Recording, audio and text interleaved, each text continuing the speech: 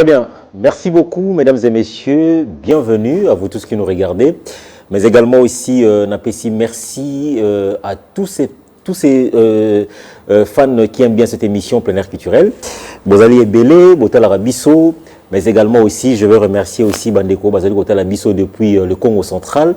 Nous sommes également aujourd'hui un certain samedi, hein, Netolobara toujours que ça tombe bien, c'est la Saint-Valentin. Batebele, Bazali un peu motivé par rapport à ces grands événements. Mais ce que cela ne tienne, nous allons quand même aussi avoir les impressions d'un chacun pour dire que nos invités qui seront parmi nous, qui pourront aussi parler sur la réalité de la Saint-Valentin en quelques lignes. Et je rappelle que nous aurons à recevoir des invités sur ces plateaux. Plein air culturel, ils l'émission Oyambaka, une diversité à Batebele. Bayaka Kosala, comment dirais-je, Bayaka Kosala, la visibilité na bango par rapport à savoir-faire na bango. Alors, na Marabatu et Belé na émission Oyo, pour ne dire, pas trop faire de commentaires, je veux recevoir un invité. Na mekaki ko annoncé l'autre fois que dans le culture yambo kanabiso et sengeli et kenaba ronde et belé, hein, parce que tobe tara disolo la culture, to kanzara culture ezali kaka lié à la musique. Non, mais la culture est liée à plusieurs faits. Oyo ezali kosangisa biso na ndenge tozali kovanda na kati ya mokili, ezala na kati ya mboka, ezala na kati ya ekolo, ezala na kati ya bisika tozali kovivre. Culture ezali toujours obligé toyeba ko comprendre yango. Alors lelo na koyambela bino un spirituel. Na yambaki récemment ba spirituel ebele balekaki na plateau awa, na monaki ba message ebele, ba réaction ebele, na pesi mbote na papa Nkusu bipa azali kotala biso na pesi mbote ebele. Mais le long de Bino, il est jeune, pour ne pas dire que Azali les moindres. Mais étant jeune, Azali Koka Musanga na dimension, il y a Koye Banaye, Azali Kolekelanga Mamouké. Alors, on a le qui est dans le salango Ngamoroté, et c'est Nelly Pez dans le plateau. Ensemble, on va découvrir ce qu'il est capable de nous démontrer par rapport à une culture spirituelle. Namituna Tomituna par rapport à la réalité Marmobele. On a retourné à la question. Et comme maman soit naté, mais vous avez des questions. La question na retourna e yoza na ndaku o megata o komelanga. Hein, parce que na mona bato ebele ba komaka ozobenga, o nazo yambate, salangoka via WhatsApp, numéro zali affiché. On va voir comment peut-être lire votre message si cela est nécessaire. Alors je reçois sur ce plateau, je pense que Zamba Liboso na yambaye, le grand maître spirituel, maître Aruna. Oui, on a les larae fort, azala mutumo bonia lo barati. Mais voilà, dans la carte, il y a coulisses, au moins la galoba, il y a tout le monde direct belé. Maintenant, Aruna, ça va? Merci beaucoup. Voilà, d'abord, dans le banine, bonne année. Il ne peut pas dire bonne année, Tony. Et il y a une fois, d'abord, ma réserve, dans ma question. D'abord, bonne année 2026, hein. Maliboso n'a pas. Merci beaucoup. Voilà. Maître Aruna. Oui, que dans nos sacs, on a une plateforme, avant Yambayo, qui est dans Yambayo, maître spirituel. Batumsu balobi mais papa batouana baza très compliqué. D'abord spiritualité non en soi tolo banini. Spiritualité est-ce que c'est d'abord nécessaire tolo belara spiritualité na ba vie na biso ou bien to vana ka kimia to beta masola spiritualité parce que tolo ba eza bilo mo baza très compliqué na vie abatu to ndengeni. Bon, spiritualité eza malamu mutalo bela mo mengi na kata bo mo inaye parce que moto sa spiritualité na kata vie na ye azali lokola mutu atambola sans koyeba nzela o contrôler yango mutu normal esengi na ala kata spiritualité pour sa spiritualité mutu azana nzela ya bien te spiritualité ezali donc recherche mo mutu bisala po na ye moko po etambisa na nzela o ezali ya droitière mutu nyonso esengi na ala kata spiritualité moni batu ebele bami pesa mingi na kata religion bayeba que religion et la spiritualité. Oh, religion et la spiritualité? Religion et autre la spiritualité. Ah bon? Ah, c'est là. Nous tournons nos questions, Moro. Le temps qu'on va faire un échange de micro. Voilà, tu peux donner le micro, là, tout ça, la moi, chez toi, c'est en direct. Voilà, c'est bon. Alors, on a tout dans nos questions, Moro.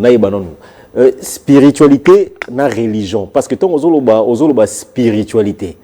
Bah, donc, souvent, religion et ça peut être spiritualité. Ce qu'on doit comprendre, c'est que quand on spiritualité, dans la religion, on est que on est que religion, et ça, c'est que la spiritualité. On va confusion, maître. Spiritualité, elle a les effets. la croyance sur notre organisme. On ne peut pas voir l'environnement à célébrer la religion là. Mais spiritualité, ils en ont déjà. Religion, ils en ont la spiritualité, mais spiritualité, ils en ont déjà. La spiritualité, la base, il y a ma camonos. Vous même que croyez dans la spiritualité, qui croyez dans la religion. La religion est la religion, ou catholique, ou kimbangiste, ou musulman. Ok. Ok. Vous croyez dans la spiritualité qui est la religion, non c'est bon. Religion est là, l'écolo. Et spiritualité dans Nicolas, la religion. Ok. Ah, d'accord. Bon, ça va.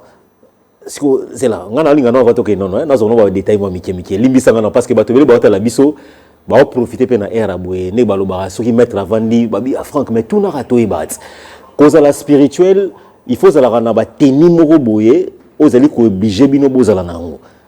Parce que nous vandi boye, au beti babilo romo boye na zoe bate, na ba dessin, chez Koti, zaba rouge, ce qu'on batte bien, il faut que la rana bilo qu'on a beaucoup de dimension, ou bien on a tapé costume, cravate, mais na katia spiritualité. On a ici mbaté, il faut que la rana boye. La spiritualité est autorisée en bilamba. Bilamba, il a de la manière à mettre. Il a la maître spirituel. La spiritualité est obligée de bilamba forme, bilamba on peut la donner forme non sur la ligne, mais après la carte il y a spiritualité. La spiritualité est autorisée à bilamba. Il faut la zamba, la veste. Allô. Ah d'accord, d'accord. Pour la boulaye peut-être que non, pour côté la carte il y a dimension. Et même on a un PV, il faut ça là na négolatia. Parce qu'il y a un tout là, c'est au bon bango, vous avez la plan.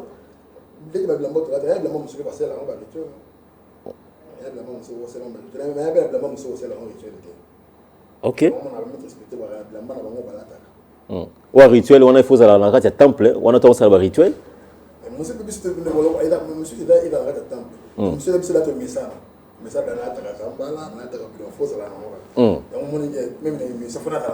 ah d'accord, d'accord. D'accord. Voilà. Alors, on va débuter, mais je vais quand même comprendre quelque chose, hein. Je vais comprendre quelque chose en étant maître spirituel. Donc là, je suis même en train de dépasser l'émission, je vois les appels, déjà réagir. Cause à la spirituelle, maître spirituel. Parce que je suis maître spirituel. Est-ce que ezalaka kolekana moi formation moko boete, molekana ba école moko boete pour comme maître spirituel ou bien tout le monde peut se dire qu'il a comme maître spirituel parce que tout le monde en ngolo lelo mutu avandi boye ngana za grand maître spirituel. Aboy kut ba benga maître malobi ba cha grand maître spirituel. Pose un titre on Maître Aruna, et c'est un nini exactement. Parce que je veux que tu comprennes, mais c'est un polémique, moi, les gars qui ont lobby, non, bien tout boire l'oroté. Nous sommes l'équipe, lobby, oh, écoute, bon, on va petit nangaï. Oh, lobby, écoute, bon, on va battre un livre. Oh, lobby, donc finalement, on ne comprend plus qui est un grand maître spirituel dans les domaines de la spiritualité. Comme un maître spirituel, premièrement, il essaie d'aller initier. Et puis, il y a des votre micro. On s'y retrouver. Ok. Comme maître spirituel. Et bien, il maître spirituel.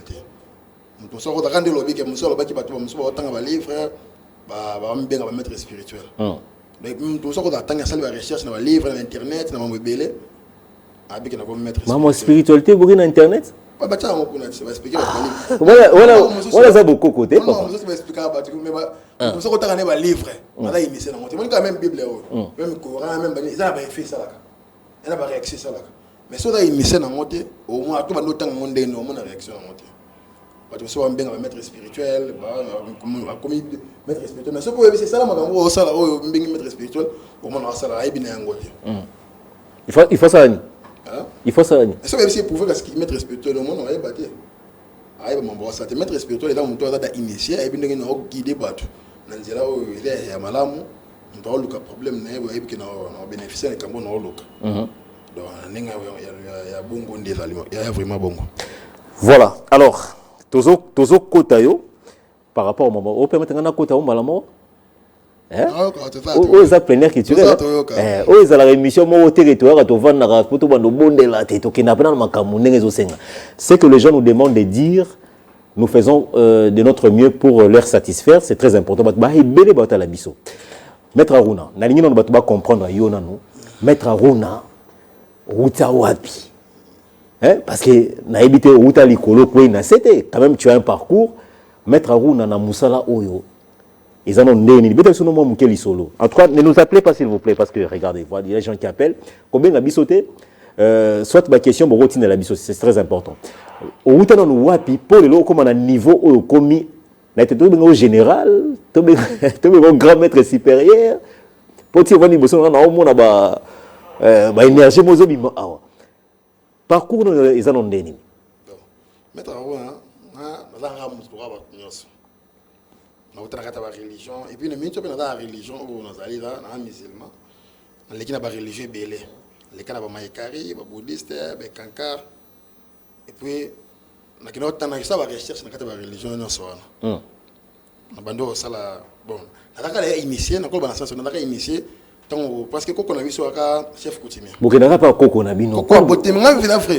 Oui, le tout, les gars, Coco Nabiso, à Salara. On a gagné un même biscuit à la fin de la Zaganaï. Coco. Oui, nous avons même sur le élection, on est tous années. Coco la botte, Coco Nabiso.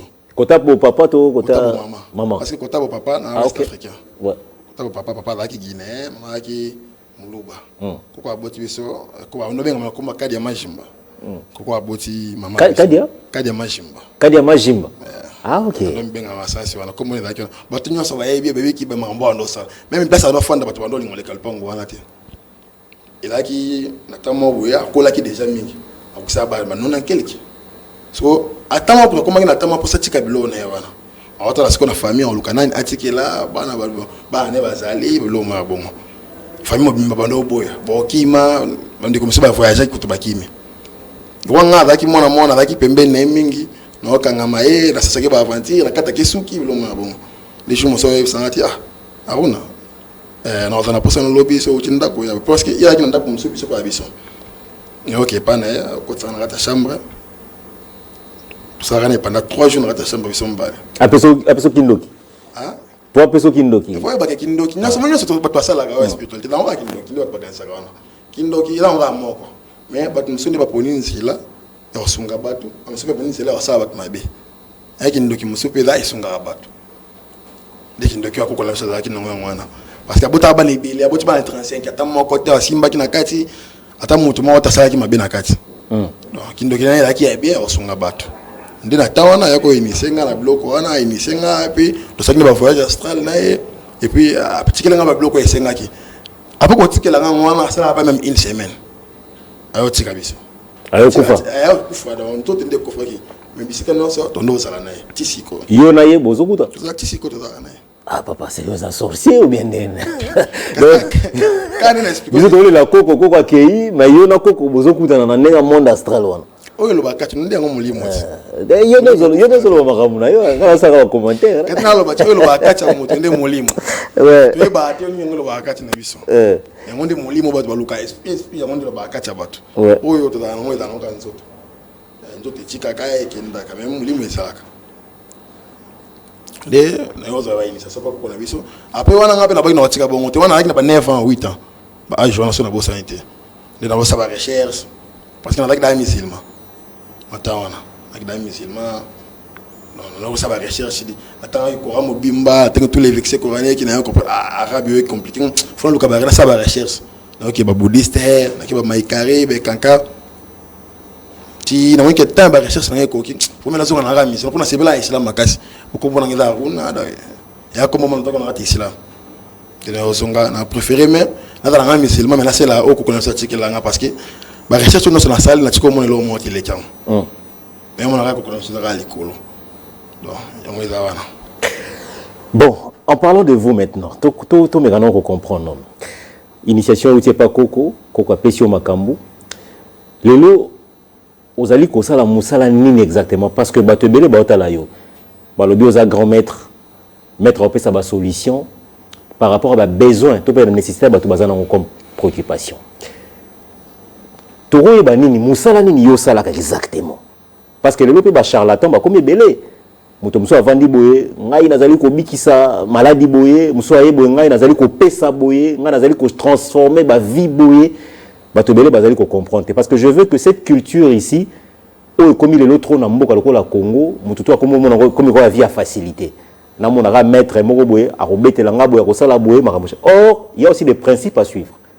Maître Aruna yo na côté na yo nini osala exactement pe opesa mbela ni to pe conseil ni pour que bato ba comprendre que na musala oyo il faut qu'on respecte makambo boye ko éviter boye na pesa no minute moko boye ofunga mana no bato ba comprendre caméra za wana olo banan po bato ba comprendre po na boye na ngama makambo ko makeno ayamaki maître net ya koteli oyo alobeli oyo na boyi ma yo moko lo banano ba o bazo ka bayoka bon ngai initiation na azwaki eza makambo nyonso et puis ba recherche no sala na ngana ba molimo malamu makambo nyonso etali molimo na ebende nini osalisango makambo nyonso ka etali molimo sauf ka ko boma mutu ndina sala ngote donc makambo etali molimo na sana etali ka molimo bato luka solution na sala ngo à part wana koloba ça c'est ndolo biki batebel ba comment ba charlatan si oui bon ba tout ce qu'on va comprendre c'est so ba monika monto leki na télévision bati zambala ati chapeau na mutu asimi ba bikeko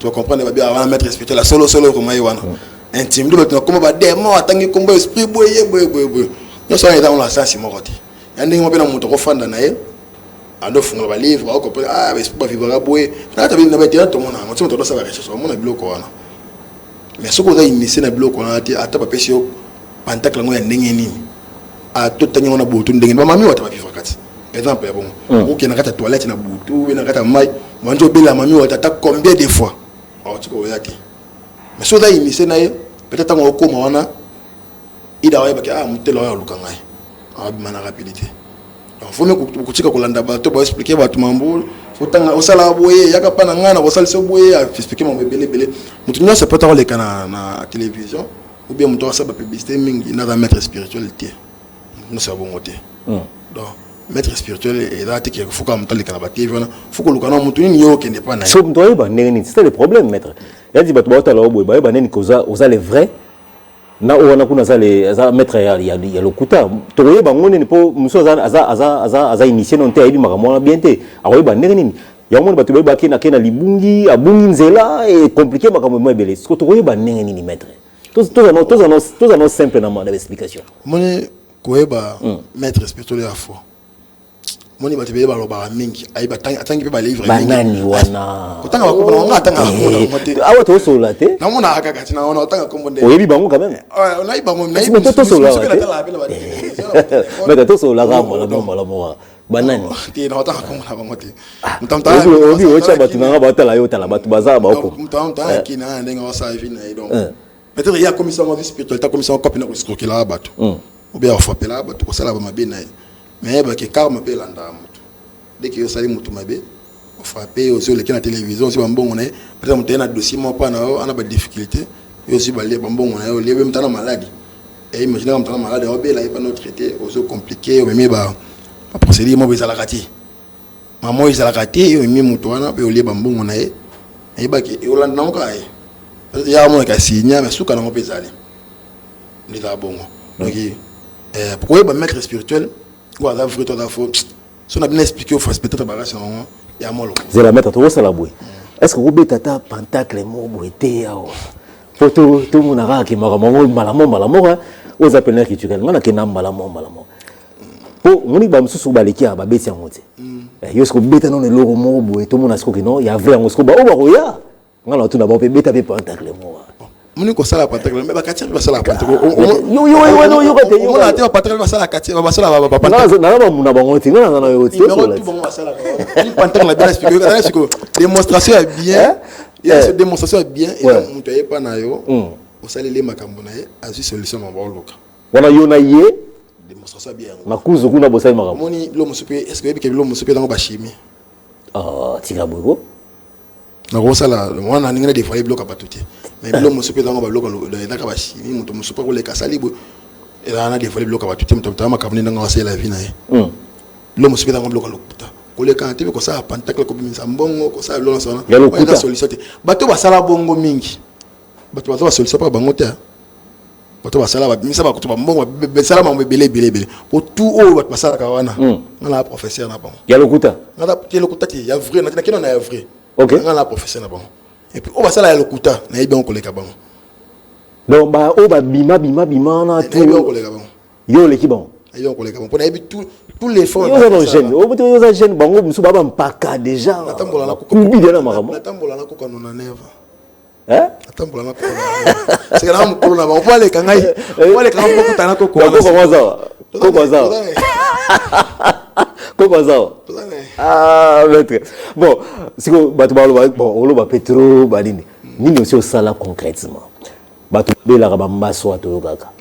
Batu baroya bo mona o eza poison moko démoniaque. Poison na ba eza na ninga molimo ba latsa mutu ba. Amabusa belé, ko bota pasi. Mambo belé to mona ngwa. Plus c'est lié à la spiritualité. Mais au moins on peut ba pasteur, on so ba vani ba bi o ba kangayo. Mon frère, ma soeur, Bakangayo, aux alliés, il faut balongola, il faut passer par la délivrance. Ces histoires-là.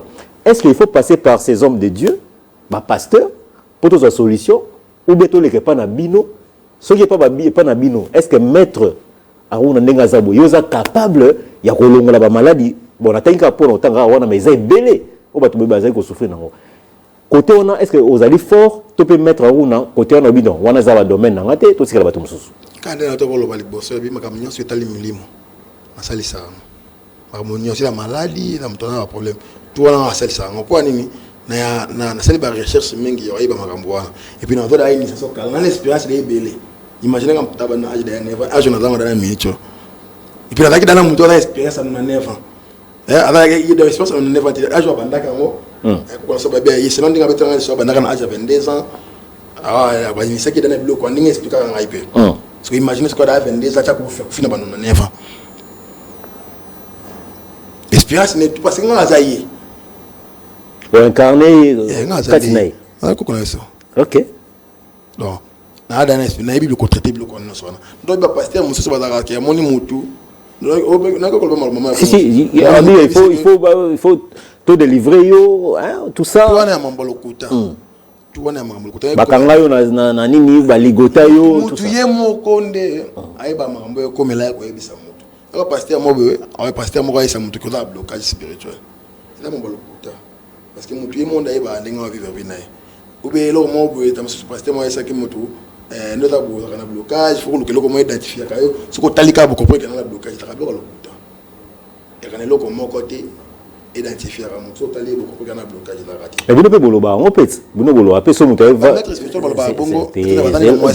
Justement, ce mutuel na likambo, sinon au moni pour le simba il faut non yo au longwane lo boye parce que on les okanga yo boloba fait biloko na. Tout le monde ça c'est justement mutuye mo na pas na yo. Est-ce que na likambo tel au déranger nga. Ndeta yo ça la sco France pour na makambo hein. Donc au ça nini? Ça la France. Voyance. On a consulté. Oui, ma terme zo bima. C'est qu'on a encore la moto yo. Voyance. Voyance là OK au-delà ya makamna. OK. Que moto a dossier na ina hebisi yango. Ouais. Puis on a essayé dans la vérité. On appelle la précision, il m'a compris que moto na hebisi ngai. Ezabo. Ate que na lo tâtonner. Moi ils sont blo mo bele ba pasteur ou bien ba faut mettre respecter monsieur ba blo ko mo biso ke. Osana ba tamusa ko mo biso ke. Osunga ba to mingi, osala ba. La yebi que moto ça sunga moto. Peut-être la blo ko na te. Mais non, parce que na ba précision, on yo comprendre que a ti eza peut-être ça mon comme là. Mais ko ba ke o temika bo bité moto na bo azana problème bo azana blocage. Il faut na identifier na ba boeza. Et là on identifier la moto. Il dans la spiritualité de la ratie. Très bien. Talika moto comprendre que la blocage. Pour ani moto a ndinga vivre la vie na. Moto mo se pas perdre na pesa la pete. Moto so ko appelle la blocage. Mais façon na vivre. So na bien na blocage moto. Hein? Et ça la rara démon parce que bon ba accusa limisa na tout nos question. Ba lo ba bino ne bozala ba disciple ba démon. Il y a diable. Hein? Lucifer bino ne ba disciple na ye. So Lucifer on a moto azo bloquer bango. Bino ba élève na ende bo fungula susu makambo o tata na bino akanyi. Nazo comprendre place on a te compliqué le monde. Ba ka ça que spiritualité ou ta pas diable. Et pas na Lucifer. Ba ka to ba to kan ça ou ta ba tunde ba kan ça bongo. Batute maître eza ndenge ezaleli koloba te ke batu eza ndenge ezaleli même diable pas spiritualité dans qu'il bosone même diable est pas bien diable est mon dans la spiritualité dans qu'il bosone wazali tata na bino parce que mon même dans le monde milimo et milimo oba ya diable tata ta bisotie milimo on a complètement le solo beta OK bana batangisa batu magie OK batangisa batu magie da ba ange. Ba ange na biso wao. Ka ba ange yo kaka. bato basala ba recherche oui makamolo bana il faut la responsable non na précision na ngomba na yebisa ah d'accord même basango basali recherche basango surtout ni basango ndem pour non non ngala koti makamona te yo nem tolo bablo surtout ni ba pasteur ba bana ba makambo wana te ba pasteur presque ebele abi nyo sorti mo ebele ba makambo wana te mais major à major ba mona ta mabe ba ange important ça ngo bato pe ba ange wana selon ba recherche na selon ba livre ba lobe ke ba dala biso tisiko na ta mukili ba dala ta main rouge ba na punition wana pour ni batangi saka bato spiritualité na arabe na yebi comment on ba benga bon a route na ma route aux musulmans musulman ah d'accord ah bah la biso un musulman converti dans musulman mo be dans le monde du ténèbre voilà tu nga ma ténèbre tu nga na monde bien maître oui ma question dans tout non ça costaud hein ah d'accord bon si on dans le bible maître parce que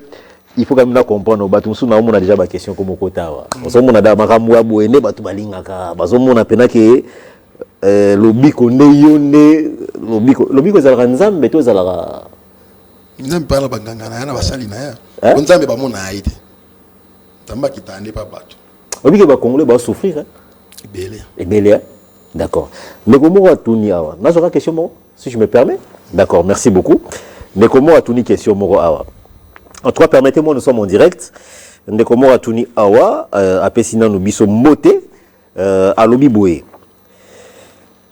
tout le biso et pas tata oyo abenyo tata to benga o tata ça te va d'accord tout le biso et pas tata oyo soki nenge azawana asi azwa baptême soki azwa baptême pona nini azali ko se livrer na koyeba ko pesa batu oyo nzambe asi abombela bango lokola bozwi na bango ke yende azobima lokola mopesi ya libiki ya mutu po ba pesa ka batu ba désir na bango mais cela ne vient pas des bango voilà c'est ce qu'il a écrit cela ne vient pas des bango voilà n'entend comme moteur na mono tchena comme mon adresse mais n'entend raté voilà vous comprenez la question oui question là par rapport à qui ce qui n'a pas baptême pour ni non pesa batu lobiko na pesa batu ni pour na sumo beti bozui oyo eza ya yote mais ça nza menem ta pesi bon mais yo bimi lokola yonne mutozo pesa bango bozui wana mais pendant que ozwa baptême ozwana tu es né de nouveau donc za mona nzambe mais zo parce que le maître supérieur yonne mutozo pesa sko bozui moni même nzambe. On va poser cette question et puis on va entrer dans rapidement. Il n'y a pas de souci. On m'a dit même Nzambe, on a représenté les nations. Nzambe va mon aide. Nzambe va mon aide à travers Baumuna. Donc, ngai kupesa votre solution na mambo na bagina pesa bagidia na lobi wana. Et là on va surtout que na bo Nzambe donc na Nzambe. Na représenter na okina kota na station na kuna représenter Nzambe pour na odi na vedi da bato. On travaille na ba difficulté mo peut-être makamboni mo beno calé. Parce que Nzambe da nyoso ya salam. Nyoso to salam kilio. Do nyoso da Nzamba salam. OK. Maître Aruna, sigo to active ande kaka.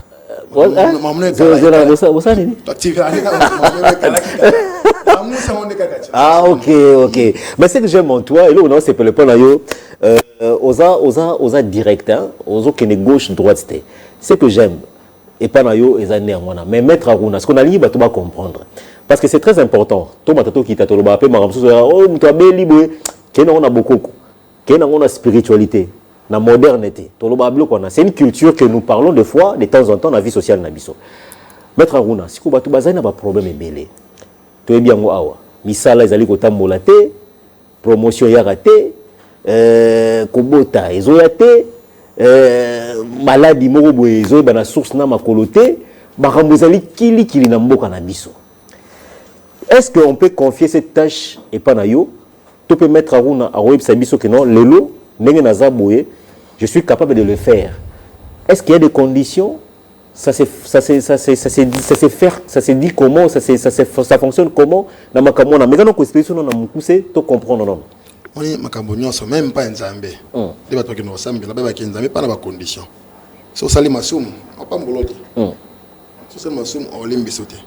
so sambeli pe nzambete peut-être on sali c'est notre question to kena ba église un des ala faut sambela normal o tika masumu depuis dans la spiritualité même na bondo ki pesa bongo même na mamnos donc même spiritualité elle au monte tanga ba condition na kati na ba condition dans les mêmes conditions ça ba condition boma ba condition ma bida na kati na donc on a vu que bilo mo be que makambo e comme la bat na kata Kinshasa on makambo comme la bat be na kata Kinshasa ngam na kata mukili no ba bon ngam be bele comme la batu cause na ngeza ko zanga boussole spirituelle pour mukili auto da oyo eza ba condition na ngopi ndela bo eza pe na ba principe na ngeza na kati et réclame à batu donc ça la batu makambo nyonso bakutana na ngeza cause na ngeza ko zanga boussole spirituelle somme de la boussole spirituelle à contrôler pour maîtriser la réalité comme d'accord.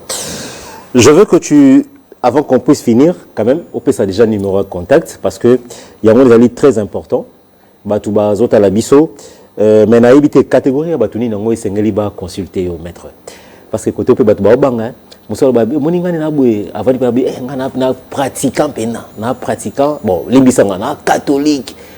Pratiquant il faut na mona kaka basango muso binga na kimbangiste il faut na mona kaka yebi kaka ke na nkamba père spirituel muso lobi ke no ngana abo naza papa na chef coutumier akamoli David Matadi Kibala oyebiet yende mtu azana na pouvoir ko le kabino étant que chef coutumier ayebiet kolobana conscience na yebi ko fana lete na yoka kombona ala père spirituel mutuna sorti na yoka obi nazo pesa ba exemple pour na ke na question on même pays penda na mais David azana pouvoir ko le kabino teke umbu bakolo mabele avant ça la biloko sala ka wana mais faut le ke pa na et vous c'est que singa fa mbolobi wana c'est que singa fa ngana ebina ko yeba ina ka kombona David Matadi Kibala ne pas ça ka kombona mais si pas ça na nga yika le kingati il est pas comme danger.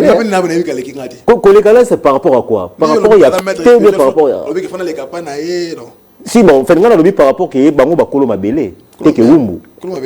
Qui ça ça? La dimension spirituelle. Même yeka mto tani comme on appelle quoi pour le solution pas na ça lycée. Ah. Bon alors, d'accord. Maître, batu barozo un numéro pour de plus amples détails parce que ça est important. Parce que Mansou Bata Bata Liban Namboka. Est-ce que connexion avec Osalema, Moutoua Liban Namboka, vous avez un Kisasa, vous avez un Congo. Comment ça va se transmettre? Parce que Moussa Boulawa, il faut que net Monio, est-ce que dans la musique, il y a une connexion?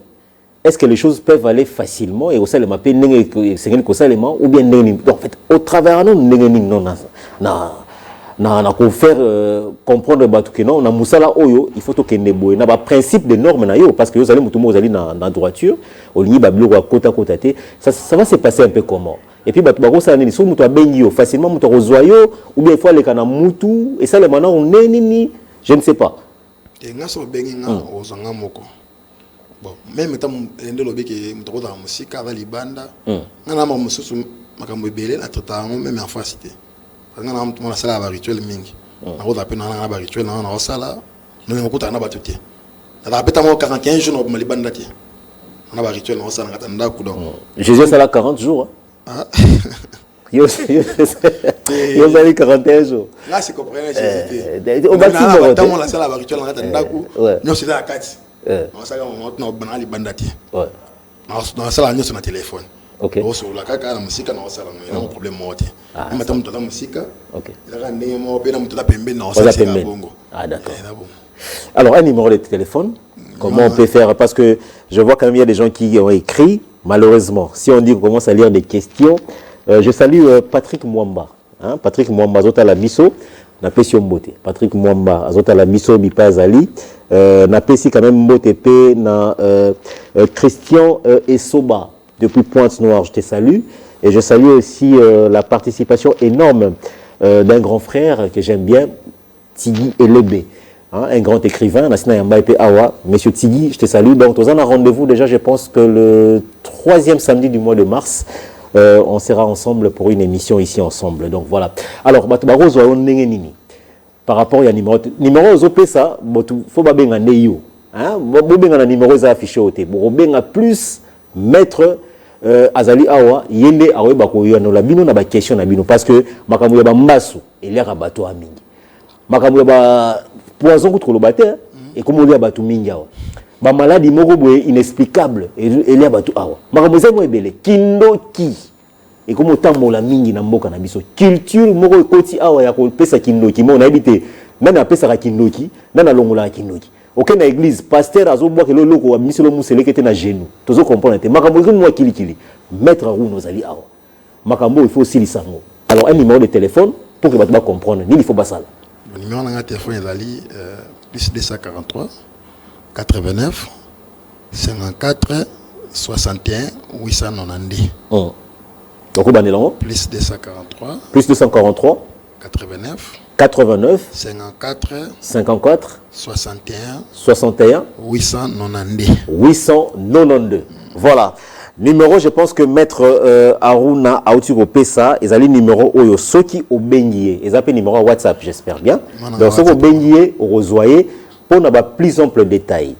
Mutunyo so singela benga yo tunyo so forme ezaka ba bino bolinga ba tuya batamu na ba jeep ba ne ba benga so forme no sa mutu mutu so za badara kuna osande abenga kuzana badara sen kuzana badara sen maître na lobi na bibo to sala moi je moi avant kutoka bonati ekoti yo za nani ekoti yo ola ti ba ka chapeau simple ngana ola tangote tout ça en direct te ola tangote yoka obi il a un chapeau normal il a lati si on habite chapeau non ka chapeau normal na charaka na lati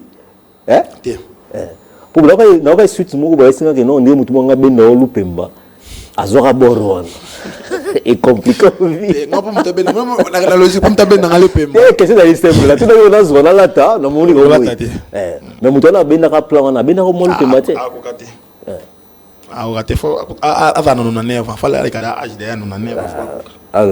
d'accord.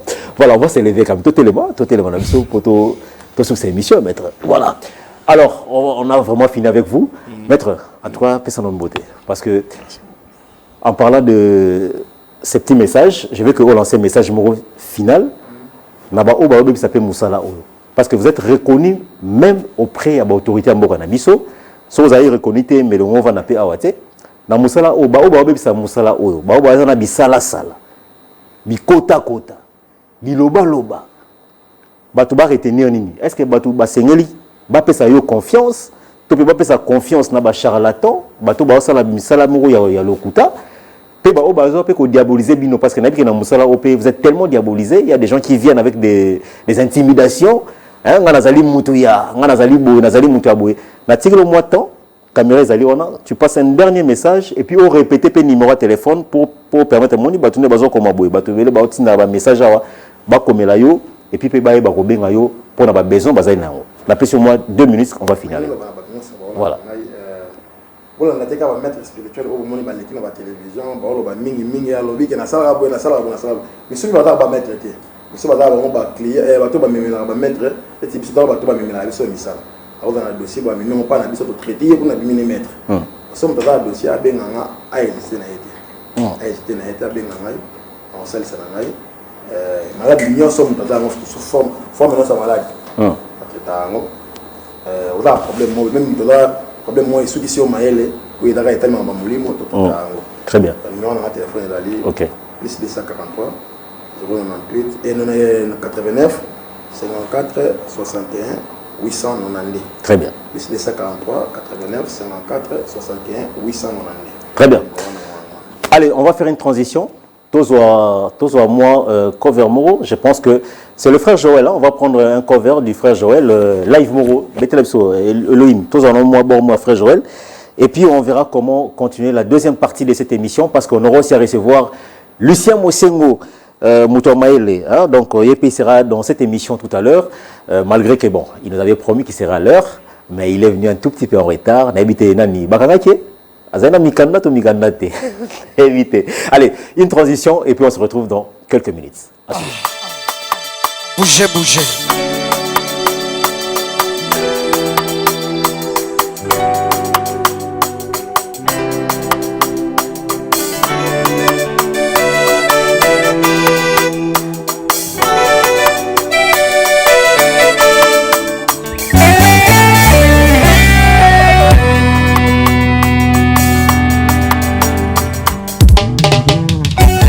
Hola.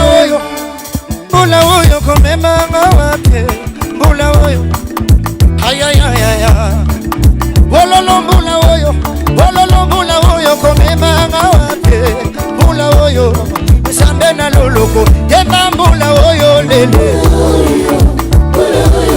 Asoko salamo bien Lele mbula oyo lolo Oh la la lolo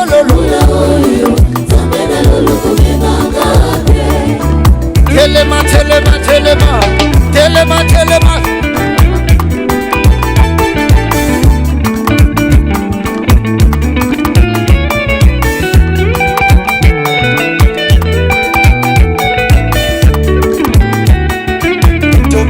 Tobeleli Lokola mose papa No rebeye shunangane Kolo papa oyo kimalelo Papa oyo kimalelo Yalibota na ngondi miokangola libota Iyango Olololololo Kelelele mbula oyo Alala mbula oyo Kome mama wake Mbula oyo Zambe na lolako Yeba mbula oyo Mbula oyo Kome mama wake Mbula oyo Zambe na lolako Mema wake Taka mosali bolambu na nini ugu Tiga ngaite Nazo senga Salela nga bolambu Mbula oyo Kome mama wake Mbula oyo Zambe na lolako Mema wake Oh Yesu Tondisanga na kondima Masia mwana Zambe Tondisanga na kondima Oh Yesu Tondisanga na kondima Tulula mukola bwebe Tulula mukola bwebe Oh Yesu Tondisanga na kondima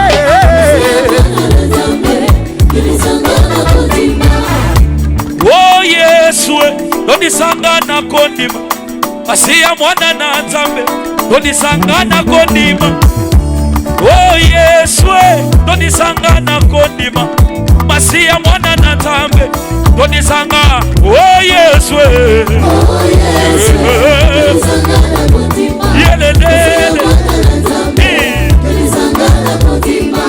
Oh Yesu Tondisanga na kondima Masia mwana na Nzambe Tondisanga na kondima Yesu yo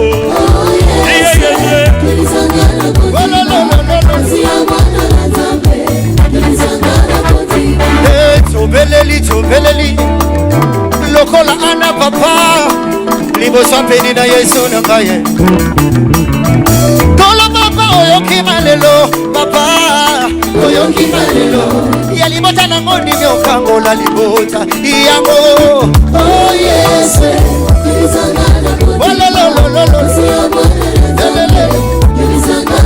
Lelele mbula oyo Alala mbula oyo Komema wake Mbula oyo Nzambe na loloko Eba mbula oyo lelo Mbula oyo Komema wake Mbula oyo Nzambe na loloko Mema wake Kidisa moto Kidisa moto Kidisa moto Kidisa moto Kidisa moto Kidisa moto Landa sigoloko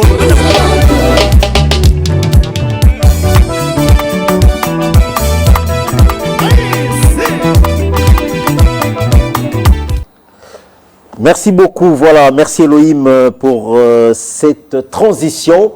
Voilà, il fallait quand même tomber en haut pour annoncer déjà la présence d'un serviteur de Dieu. Bon, après avoir reçu quand même aussi un maître spirituel, c'est ça qui est important, tout mes canons qu'on briefer, qu'on briefer moi mouké situation là parce que bah te belé, n'a qui maître Moukendi récemment, il y a eu des gens qui ont posé des questions, sorcellerie qui ndoki, mais moi ils belé bon. Dans le baïpe Maître P, Aruna Azalape Awa sur ces plateaux pour Améganon qu'on identifie biso qui sont le vrai et qui sont aussi faux. Nakati ya branche wana par rapport il y a domaine il y a spirituel.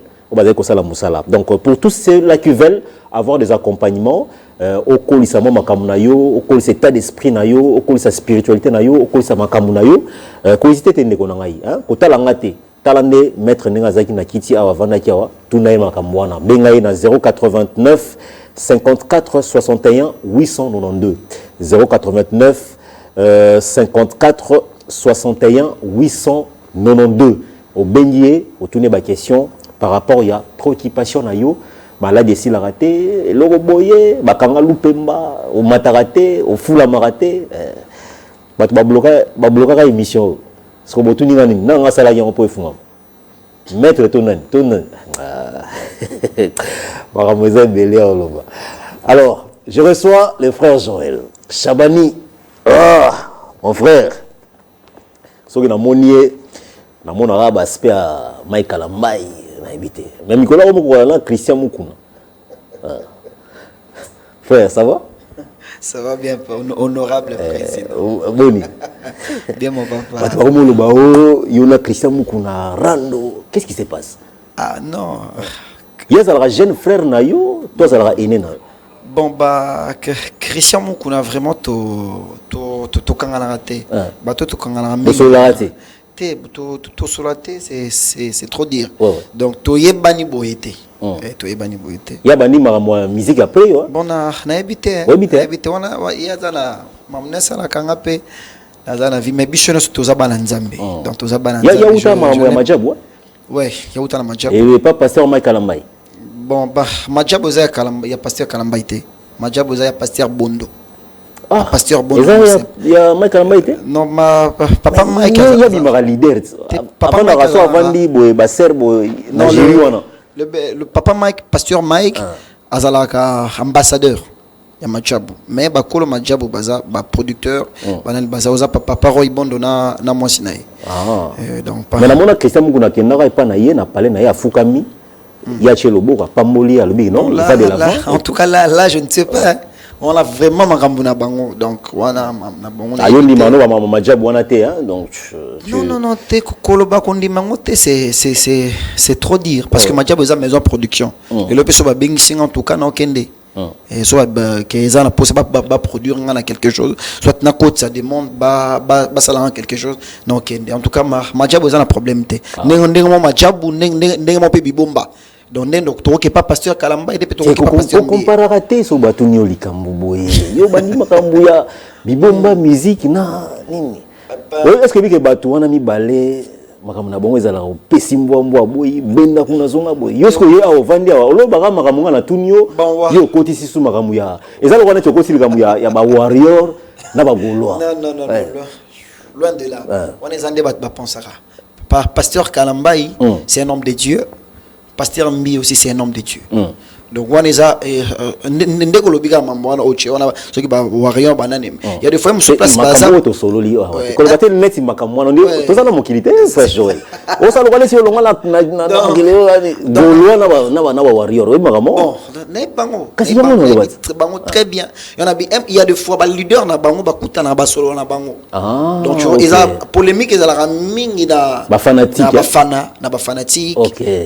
Mais place bango baza j'espère que dans Talaki que culte moro il y a Philadelphie na mon pasteur le père le père à Philadelphie ayembisa Christian Mukuna nzembo ya pasteur Mbi donc on a que c'est la famille donc nous là c'est la famille pasteur Mbi pasteur Kalambai Majabu Bibomba tout cela c'est la famille donc on a une famille makasi donc on est là en tant que famille. Mais ce que famille on va zela yo, batu bazela yo, tika na attaquer ka malamo to eka malamo ouais to s'attaquer ka malamo batu ba kizako mingi balobi ke no yo identité na omi mezala ka Mike Kalambai parce que tout à l'heure j'ai même mis le live hein to moni eyembeli na yo ba geste na yo c'est vraiment du Mike Kalambai quelque part na katiwana c'est ton idole en quelque sorte on s'inspirera mingi pas na ye ou bien au salarango pour Mike Kalambai achaoka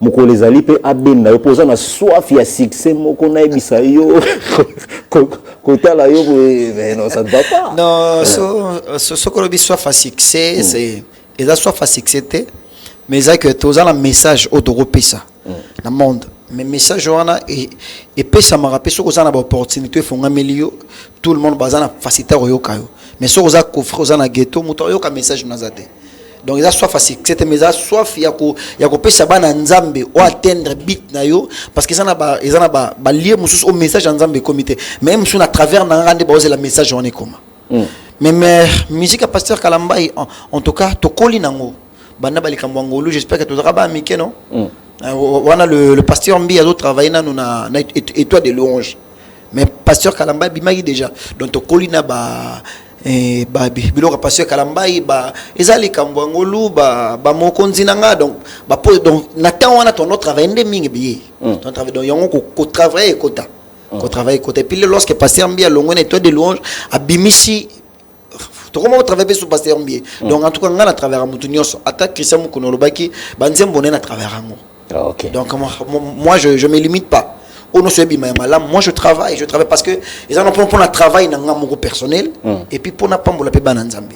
Est-ce que dit na kala musique nzambe sozo kango o kapena ke non Yahweh to ke ka boye ce que bino bona ba biloko moko boye po na linga ko ba loko avec preuve la puis on va parler mais je vais mettre un extrait on va regarder quand même bino bona ba biloko moko bono allez o chelo babi sko landa lokolo obeti loko moko ana okia landa lokolo sko obeti danse wana obeti frère Joël balobi ozwi mokili omemia ngona makamu ya nzambe c'est ça est-ce que vous montrez que bozo bungisa pe bato quelque part par rapport à votre message et là sur les textes sur les dires et sur la danse et comme c'est compliqué biso mamu ko na ochango po bato balo bateke nazo créer likamo créer non le belo moko chaque chose, chaque temps, ils ont ba bilembo landaka temps.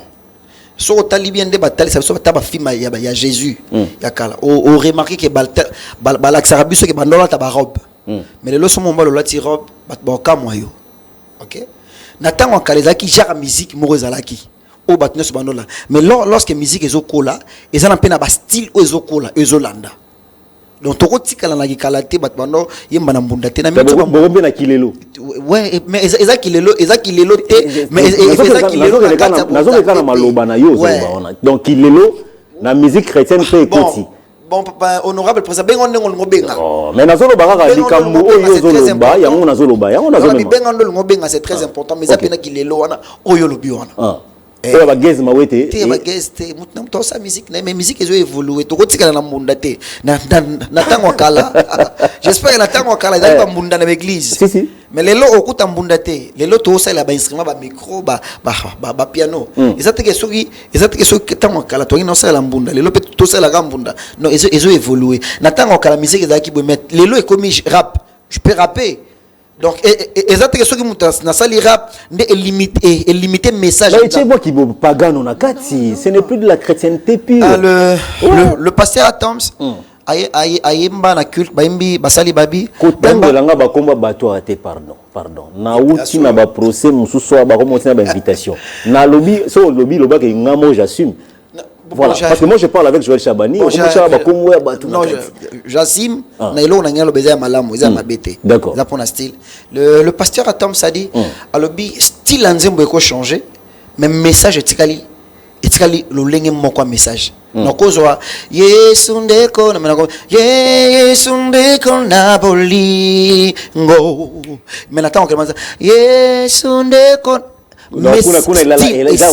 style est changé, mais message et tikali message. Les styles parce que Zaki Rola là, bino la moussi. Donc et cause la slow, mais to comme ça on rap. Soit non et le côté changé. Et tikali yesu ndeko na bolingo mais na changeant au style. On est comme le roi l'obeso te. C'est l'autre. Le roi l'obeso je bois le roi la lobagelo moko. Le roi yokate, le roi l'obeso, le roi brigade. Yoka loko yo, allez toquer. Ah Papa Franck, na lobelo mon abi. Ya nzambe vraiment. Na belo mon le loso papa Ferré.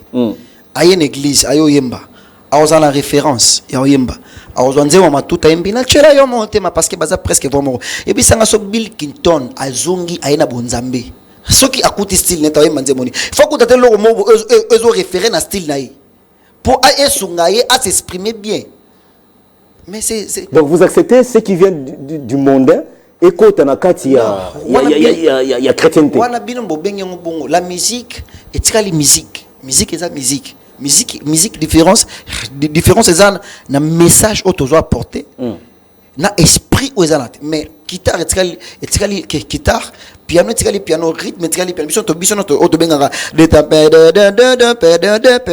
biso so to yemba nango etikali ndenge moko mais message na esprit aux hommes manakati ya message on a des différents donc c'est ça là biloko so po simba et où tu as une inspiration. L'inspiration vient de Dieu. Ah, d'accord. Donc l'inspiration est plus forte que les Écritures. Ça pas comme s'il vous plaît, la Seigneur pour débat oui ou non. L'inspiration. Bon, en tout cas là je ne sais pas mais la Bible dit que toute inspiration ou écriture vient de Dieu. Mon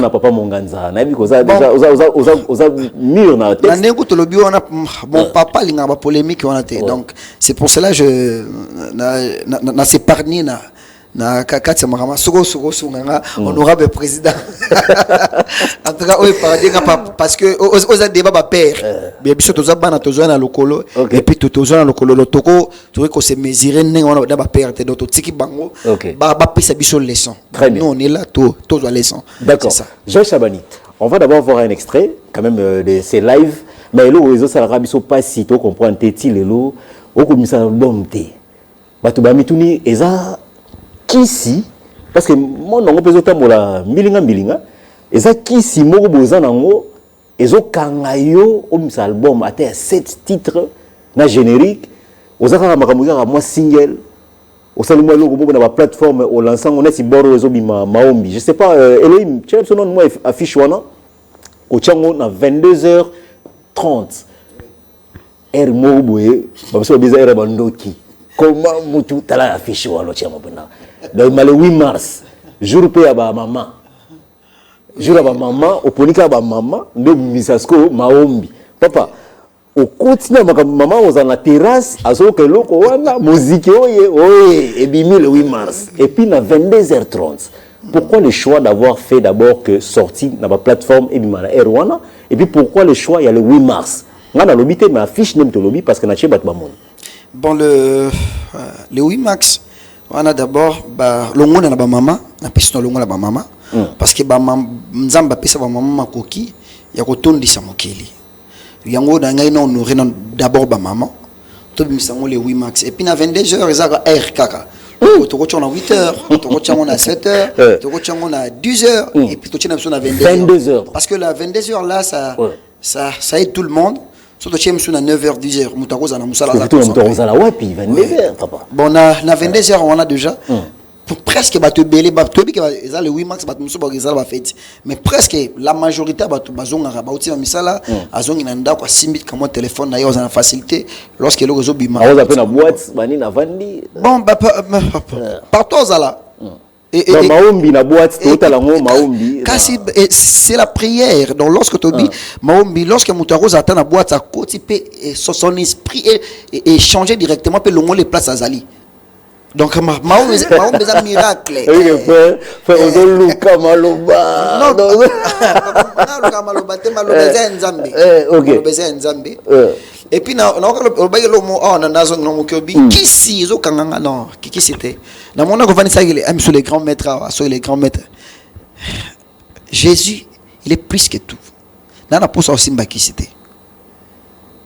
na posa aussi mbaki c'était parce que Jésus il est plus que tout chaque chose a son temps donc où il est la tenté ce qui nous a pesinga na otana ngate lelo na fani na honorable président oyo azo présenter émission oya munene na katamboka na biso soko tali oza emso na tamo pe o le kapena ba souffrance mais ota onzamba tomboli osala makam o mokili kamwa ils appellent batum so bazolu ka bakoma lokwayo mais bazu pe chance te bakoma donc chaque chose a son temps donc mutu autara 1 na 1 donc toko sauter 1 te o le canada donc avant comme na 2 il faut tanga 1 donc avant comme na 3 il faut tanga 2 donc ils arrêtent to sauter 1 3 non donc ils en a ba nombre ceux qui nzamba tombolinga na lelo te lokola ba papa na biso ne to tanga ba Michael Mbai ba papa Moïse Donc ils ont temps. On peut baser histoire bah ou quelque part, le loba au bazar.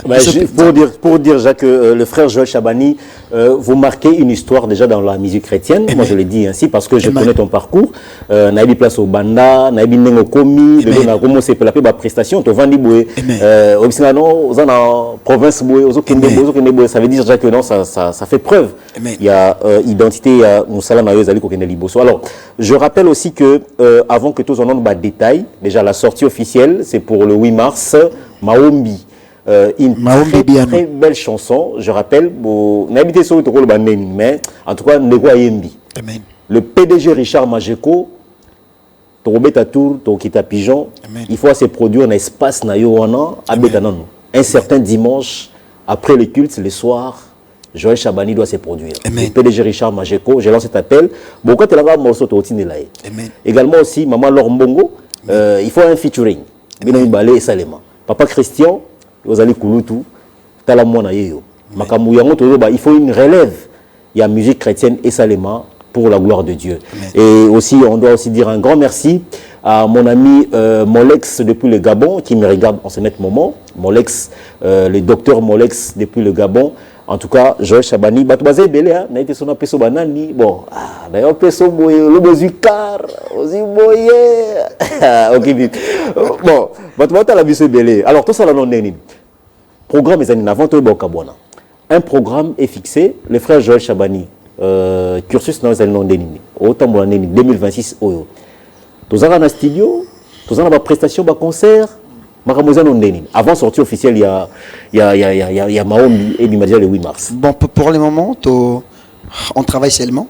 Notre lieu à répétition est en Biwan, tout travers est-ce que c'est pour la tangi. Problème les amis liés auto-répétara. Ils travaillent tout travers chaque lundi. Ça la répétition est en la wana. Tout travers chaque lundi. Pour le moment, on travaille seulement. Toi, on a production. Moi, quand tu mets, toi aussi, on a un soutien. 42. Ceux qui par Papa Majeko, le PDG, les 3 fois PDG, Richard Majeko. Dans le PDG Majeko, ceux qui a aidé parce que Toza vraiment n'a pas ça Sangwanzambe Tambola. Sangwanzambe Tambola, parce que Toza a un message autour qui a apporté na peuple de Dieu, mais ma coquine est Tozanga Bisso.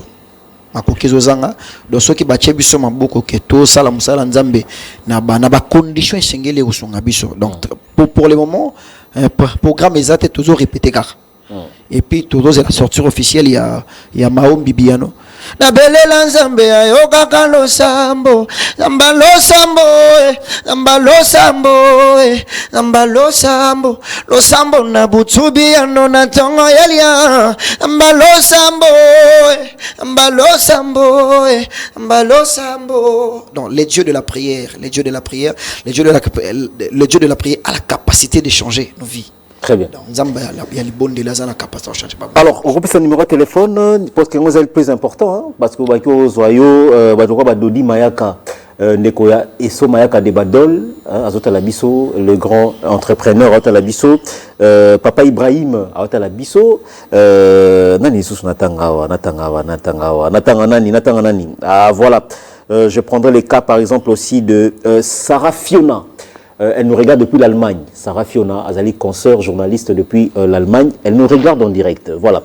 Maman Jackie Batoumenga, elle nous regarde depuis quelque part. Madame Bernadette, la coordonnatrice Sirve toujours. Voilà. Bref, un numéro de contact. Mon numéro c'est plus 243 84 977 96 30 à la fin. Plus 243 84 977 96 30 à la fin. Très bien. Donc, frère Joël Chabani est disposé pour le prestation, concert, à quoi argumenter, madame tout, anniversaire, madame Nyon surtout, au Robé tapé. Mais on a un orchestre, tout y a un Kosaleka. Mais pour la précision, notre groupe Toza Gospel, mais na kati gospel on a style nyoso. Na style nyoso so lingi style ya culte, to me mapena maombi, so pour lingi style la fête, jazz blues, rumba to betara. So pour lingi to tombo la pinza to louer nzambe, donc to mena betara tous les styles na kati ya amazing favor gospel. Yo kabwana ba frère Jimmy. Frère Jimmy à l'église, il y a papa Jean-Pierre Monganda. Voilà présent. Frère Jimmy, Jérémy. Voilà présent à l'église. Donc on est là à l'église. T'es au Kabona, on est l'église. On est l'église. On est l'église, on chante là-bas l'église. Maintenant dans un groupe en dehors de l'église. Il y a un mot pour le monde de l'église au commune. T'es bon, répondant on est un groupe nanga. On est un groupe nanga. Donc à part l'église, dans un musicien à carrière professionnelle, on a évolué en église, on a évolué na indépendance il y a groupe là. Vous avez formé au frère Jimmy. Bon, c'est notre papa formateur. Il y a musique, il y a 4 églises. Ah ok. Ouais. Honorable président.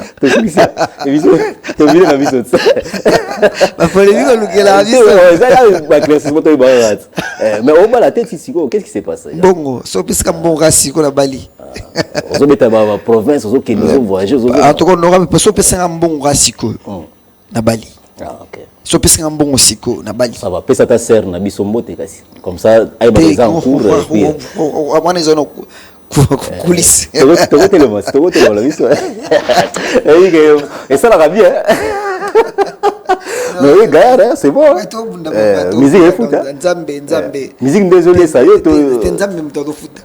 Nzambe zo matsa biso yo molobi ke yo ebinga bien. Banda atina zo kola yo bien. Donc nzambe zo tozo évoluer na nzambe. Maintenant moi ce qu'on a vu ce qu'on charge à Marambo. Papa zwango pena so charge à Marambo. Donc on a côté pena Marambo. Yes. So essayer pena ba production to côté Marambo yo frère Joël Mimoni Sama pena po. Batu babi yo pour qui m'appelle promotion mingi neti maombisko yango ebini boye. Promotion sur Revo Salema. yango likambo nde tosenga ya promotion ezali lisungi kaka donc so lisungi eza pena lisungi pena ya solo ezali en tout cas tozala message ya kopesa na monde mais lisungi nde tozobundana nazobimisa ngo na propre effort ozuka mwa $10 otie boostage ozuka mwa $20 otie mais so tozala mutu moko oyo atieli biso makoki tozala facteur ozwa $100 tozala facteur ozwa $200 tozala plus que wana. Voilà, nous lançons un appel chaleureux chez le pasteur Marcelo. Je lance aussi également un appel auprès il y a papa Nabiso Moïse Mbiye. Hein, parce que il ne faut pas simplement suivre le polémique des fanatiques, mais celui-ci reste aussi votre fan, le frère Joël. Betita tatura betata na arena wana. Arena et pas papa Moïse abeta. Au moins on passe sur l'arena wana aux analytés. Papa Moïse en tout cas, yo mo lobit. Tango vandia wa. Idée mo elio. Donc idée wana siko ezalata frère Joël obengisa pas beta. Alors merci, on se sépare avec le live wana, mais au début ba frère wana trop hein. Ba frère mo so ba seli ba vocal wana ba frère na biso majabu ote wana ba frère na biso majabu nzamba za songo to utana bango ba biso wa wenge wa vocal ya jeje mabiala to bango honorable président to bango ça va mayele to naté ça mamu lobi to bango bon so bon moni yango bongo gloire à Dieu comme c'est ça la paix que bato balinga musique a wenge ba yoke on a kata église aye pe na kata église ba kanta donc il y a solo en tout cas on a PSP papa na PSP papa wera o pe sur lobi mbote mingi parce que maman pata za maman pasteur donc maman pasteur wana maman papa pasteur donc na en tout cas je salue tout le monde, je salue mon église église CCCA centre communautaire chrétien pour l'adoration na PSP pasteur nyos ba soutenir biso mbote na PSP papa chéri mbote na États-Unis nzamba kumisa nzamba pambolaye au nom de Jésus. Très bien. La sœur Judith Loubi également aussi on la salue hein. Maman Judith, maman langai. Donc yembote koza ngate. Maman Judith, honorable président. D'accord. Bon, alors on prend ces lives. Merci au frère Joël. Je pense que émission avant le cas de temps en temps et puis on a pas évolution il y a sortie officielle le 8 mars, tu dis que sur Bimi après le 8 mars, je vais le récupérer. Tout en évolution. Est-ce que Makamozo pesa toté topé nengeni? Il sera sur ces plateaux. Papa na bosana ki manager nanga ozo sala ba clip yende réalisateur ya ba clip Exaucé Capro donc yé pena muta simbi ba clip nanga donc awo sala nga ngwa bi ngai na zui charge na sala ba clip Exaucé Capro nzamba pambola na musalo sala donc nzamba kande ngozo sunga musanza menzama me musika. Merci beaucoup. Allez, on prend ce live en extrait, mesdames et messieurs, pour recevoir aussi les tout derniers. Lucien Mosengo et aux alara à l'oral l'examen. Donc, les lots à Ovanda Awa et aux alaba question Botunaki, Lucien Mosengo va répondre à des questions. Na Ovanda Kimia, mais na Rotikae Ayanola. Boroyo Basuri Maele, Tope Maele Zate, na Mituna Bino Botunaki. A Ovanda Aoyanola Kaka. On a Ovanda Kimeza examen. Sora Zui, Toromati na échelon Likolo par rapport à un domaine où Italie. Environnement Namboga Nabiso. Alors on prend cet extrait et on se retrouve juste après. À tout à l'heure.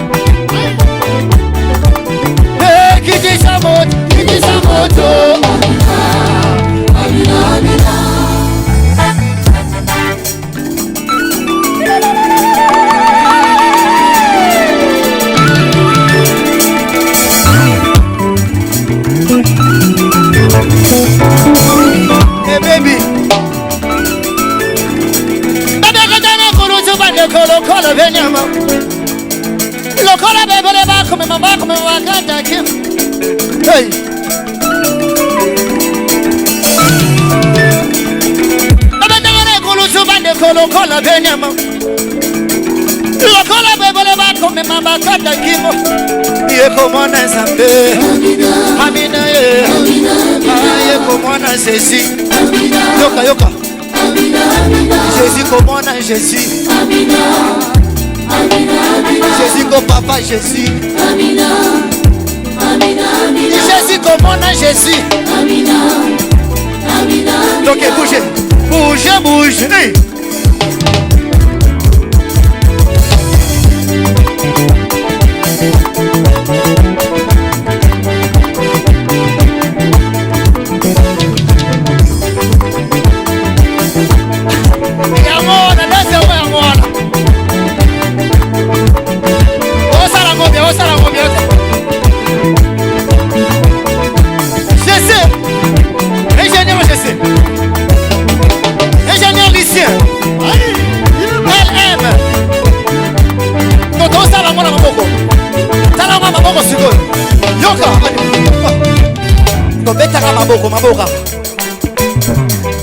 Maboko kaka, maboko kaka, maboko kaka. Tala wako wangu kaka maboko. Kaka maboko mata. Matisa maboko le mata.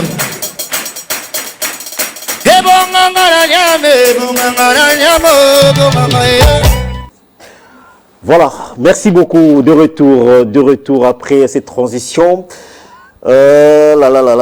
Lucien Mosengo, voilà, il a été déjà annoncé, qu'il fallait tout yambaye. Bon, rigueur, il est quand même avec nous sur ces plateaux. Lucien Mosengo. Oui, je suis là, c'est là qui a organisé une émission, mais non, mais ça va. D'abord, Mote, bonjour. Ça va? Mote Ndeko Franck. Alors, toi, non, ça qui n'a pas tout, il fallait aux Anabiso. Merci quand même parce que tu es très honnête. Malgré quoi que embouteillage et tout, moi retard mouké, mais on a fait de notre mieux aux Alanabiso sur ces plateaux. Tu as annoncé que le lot ils allaient qui les kamouya question-réponse. Hein. Batebele zelaki mituna yepe belé compte tenu de la émission ou le blamaromoteli environnement culture on est pour entretenir milieu nabiso de vie, c'est très important.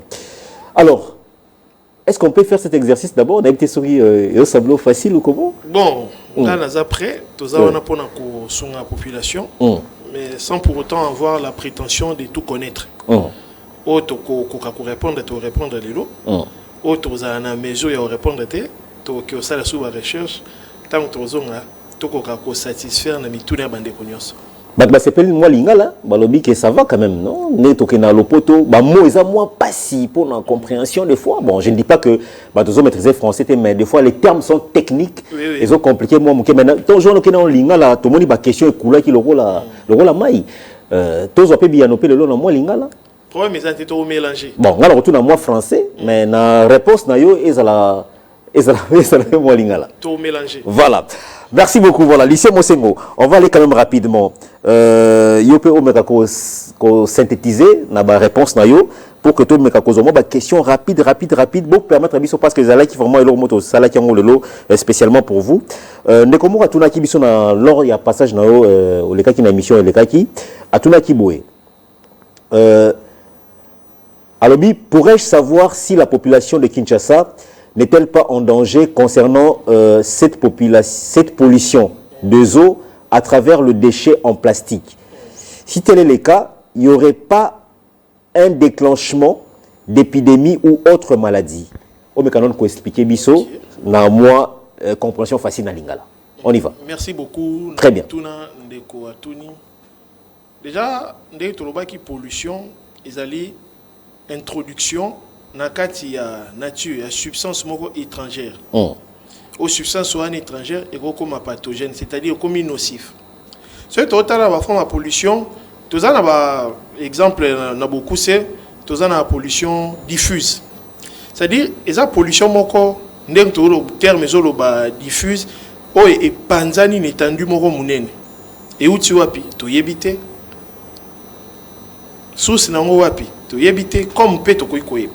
Mais epanzani pollution ou epanzani et comme on a difficulté il y a qu'à remédier, c'est-à-dire il y a qu'à apporter solution parce que comme tellement monene. Et face aujourd'hui pollution plastique na kati ya Kinshasa topé na Congo et comme bon pollution diffuse epanzani ezali partout.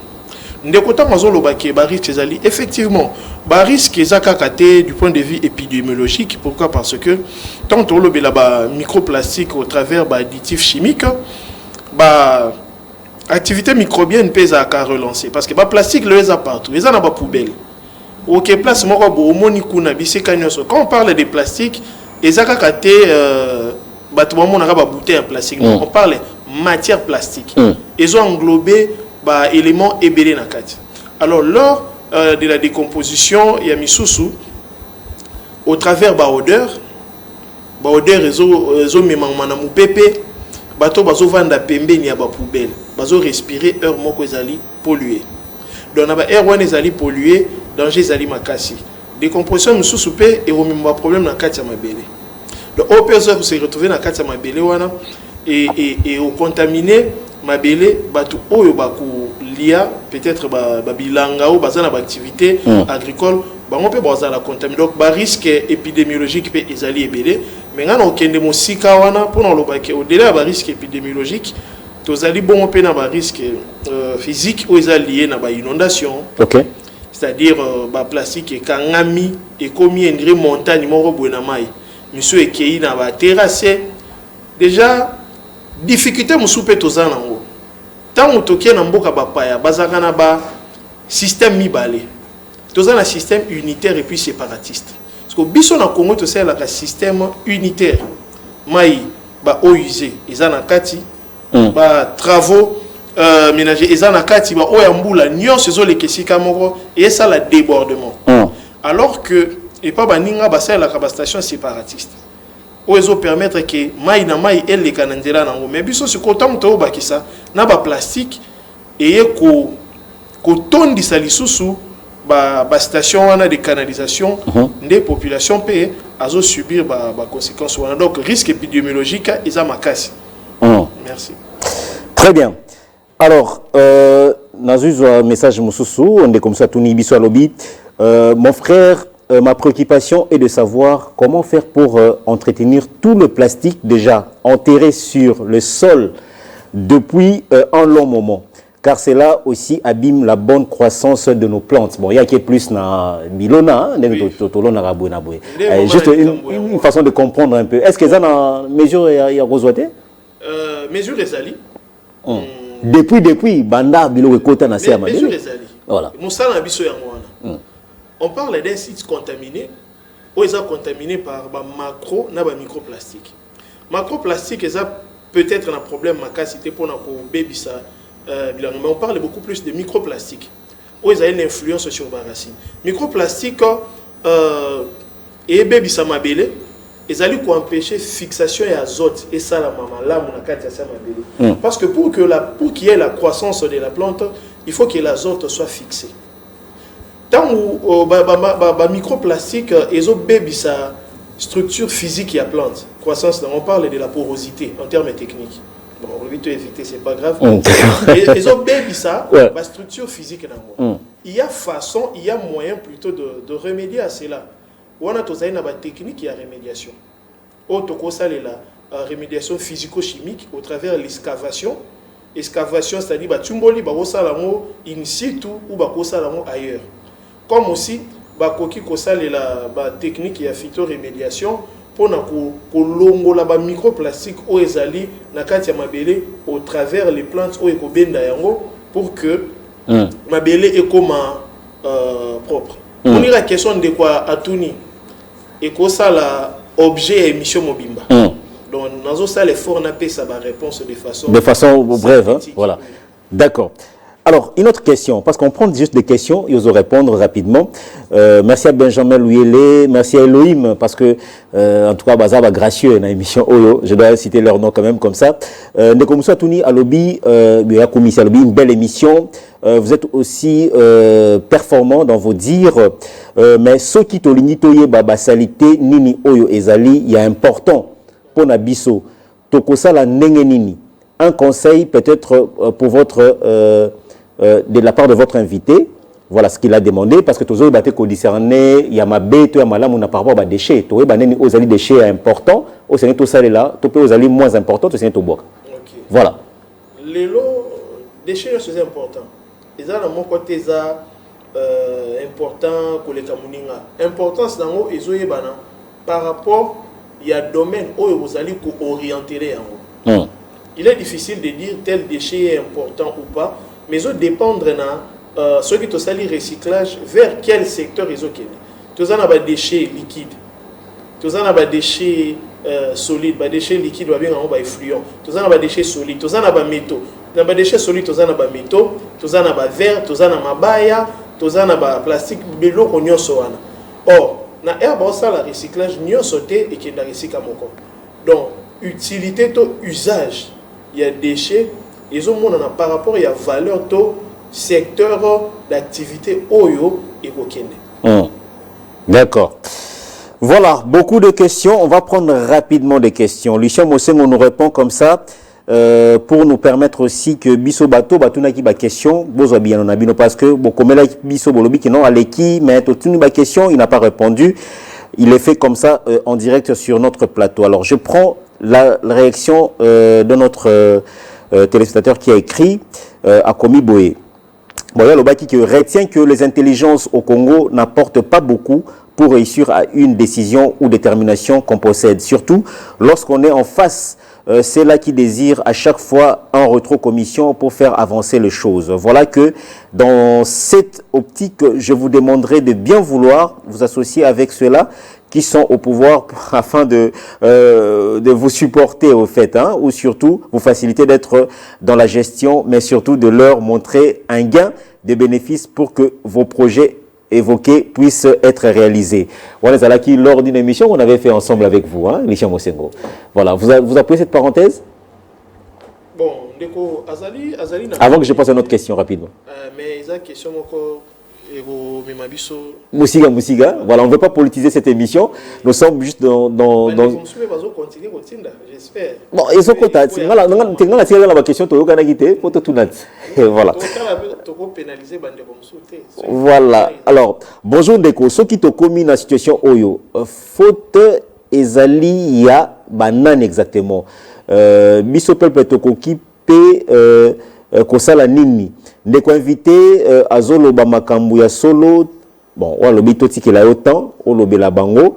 Pe biloko ya boyende esengeli toye ba kotiango en place ensemble dans le gouvernement. Voilà, monsieur Alobi, ma question est de savoir, vous êtes dans quelle lutte d'objectif? Créer une structure de suivi en dehors du ministère de l'Environnement ou cela sera géré par le ministre Titeur? Voilà, une question. Bon, voilà, je pense que ça a beaucoup plus de propositions. Activité ou ma makambo otozo mené en privé en dehors de la caméra. Je ne pense pas que c'est professionnel mais en privé nous avons quand même des projets où il y a vraiment un travail de fond qui se fait mais en dehors de la caméra. Mais ndenge nazolo bakaka biso nyonso tozo souffrir na eloko moko manque de soutien. Manque de soutien. Ceux qui soutiennent ezali makasi de la part des autorités, système moko ezali vraiment quoi accompagner sans parti pris par initiative il y a des jeunes que nous sommes dans leurs différents secteurs de prédilection. Je pense que moko akoka s'émouvoir dans les bons sens. D'accord. Bonjour, bonjour l'émission Planète Culturelle. Biso dans celle tozan na usine y a ba déchets donc tolo ba que eza nango importante. Pe musala na bango ya kozwa ba déchets ezo salemate. Voilà. Usine il y a déchets, je n'irai pas dans ce sens-là, on parle plutôt du centre d'enfouissement. Il y a aucun terme technique logique. Hein? Comme on a le centre d'enfouissement, voilà. Il a déjà débordé. Le centre d'enfouissement est débordé. Les pays est belé, dépasser la méthode. On est le problème, c'est que force, il y a environnement, il faut aller dans le bas qui la fois passée, il faut un système fonctionnel et puis dynamique. Les côtés dynamiques, c'est-à-dire on doit évoluer. Les gens qui payé belé ba kunda kalisu sous ba déchets. Ba conséquence ni ezali so ebo kunda ba déchets parce que dans la gestion des déchets, il y a des mesures à prendre même avant qu'on boit qu'à déchets. On fait la stérilisation et la sanitisation. La procédure wana ezali importante pour éviter déclenchement et makambo belé. Mais le loso keli na centre d'enfouissement il y a un scellé. Au moment où il a débordé. Quand il a débordé, il y a liquide moko et koulaka. Babeng en lixivia. Il a issu la décomposition à travers la percolation. Il y a la matière organique où il y a la poubelle. Le liquide wana c'est quoi il très toxique et qui ne se retrouver dans la eau de surface. Mais les eaux qui sont coulées dans la eau de surface où ils wana.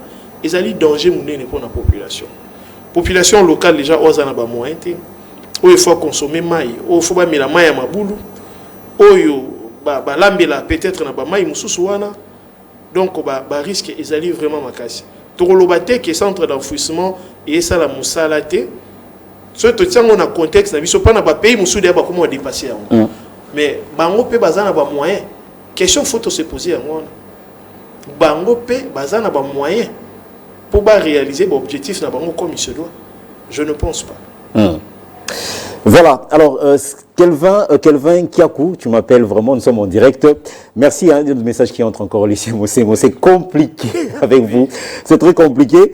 Oh là là là là, c'est très compliqué. Ne nous appelez pas s'il vous plaît, nous sommes en direct. Voilà, je prends rapidement parce que d'ailleurs, quand tu bazo salabiso déjà à pression, comment il faut prendre notre message. Bon, aux un message autour qui déjà depuis des émissions passées. Néanmoins, Komaki Alobaki Boé.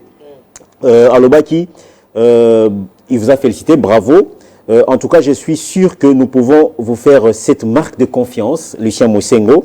Mais il faut le soutien des experts. Il y a des experts internationaux, pas local, hein, pas local, comme chercheurs environnementaux. Lui plus experts internationaux. Est-ce que ce sont eux qui doivent donner la solution à nos problèmes internes?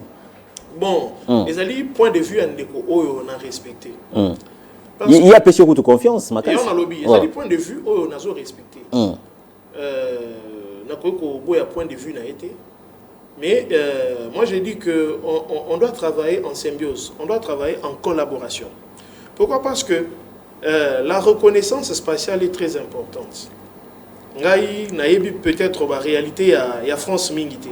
Na comment on connaît oh non la réalité mais on voit Jean pas mal ici moi c'est voilà ils ont dehors la caméra yo m'a rappelé pour la réalité il y a Congo na yebi yango moi mingi parce que za na bisika on a tama kolo ils na bisika ils ali esika nga na voix donc na za na maîtrise il y a espace parce que notre rôle c'est transformer l'espace, gérer l'espace, modifier l'espace. Donc pour modifier l'espace, il faut avoir la connaissance. Mais bande ko ya libanda, avantage bango baza nango baza très avancé na ba outils de travail.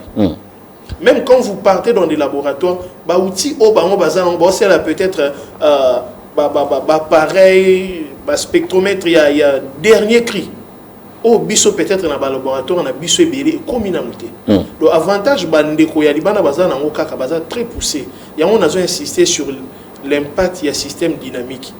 Évoluer avec les impératifs de la nouvelle technologie. Il faut évoluer. Très bien. Le avantage bango baza nango yango. Alors, une autre question, Lucien Mosengo. Ndeko Moura Tunaki question, alobaki, soyez précis dans votre programme, parce qu'à chaque fois, les cas, on peut se rabattre directive, moi, belé. Mais alors, bien, vous allez précis dans votre programme, s'il faut débuter l'opération d'assainissement, par où débuter ou par où commencer, et cela prendra combien de temps pour rendre la rivière ou le fleuve pratiquement sain, topé péto, propre tout le blanc. Bon, normalement, cette question, tu peux répondre à la TVT. C'est tout un projet, c'est tout un management. Mais ceux qui n'ont pas cette idée, tous un système.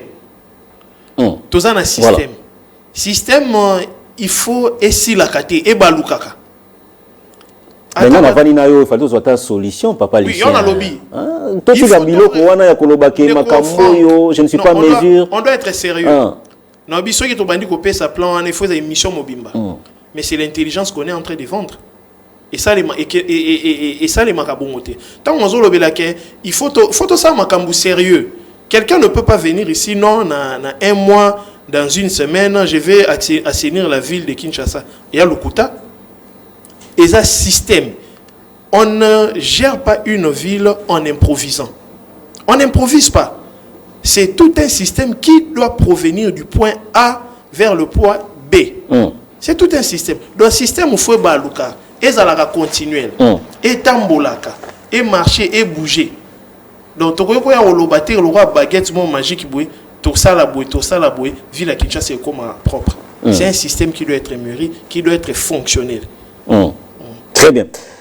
Alors, je prends notre message. Donc, si portez notre message avant de découvrir rapidement, parce que tout le monde a une question. Ndeko Mususu Atunaki Boye, papa Lucien Mosengo. Aloba Kiboye. Nakotala nyoso oyo lobi par rapport ya traitement ya ba plastique. Bon, je ne sais pas avant de la ba plastique, on a bazo salara allusion na ba na to melaka mai tozo boaka et tout consort.